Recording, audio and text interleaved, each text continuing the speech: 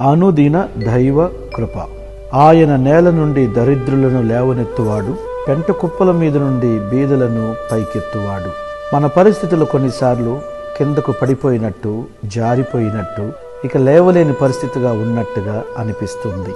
అది ఆర్థిక విషయంలో కావచ్చు, ఆరోగ్య విషయంలో కావచ్చు, ఆత్మీయ విషయంలో కూడా రోజు రోజుకి దిగజారిపోతున్నట్టుగా, మెరుగైన జీవితం లేనట్టుగా అనిపించవచ్చు. కానీ ఈ మాట మనకెంతో ప్రోత్సాహమనిస్తుంది. యేసుక్రీస్తు లోకానికి మానవ అవతారం ఎత్తి వచ్చిన ఉద్దేశంలో ఒక ప్రాముఖ్యమైంది.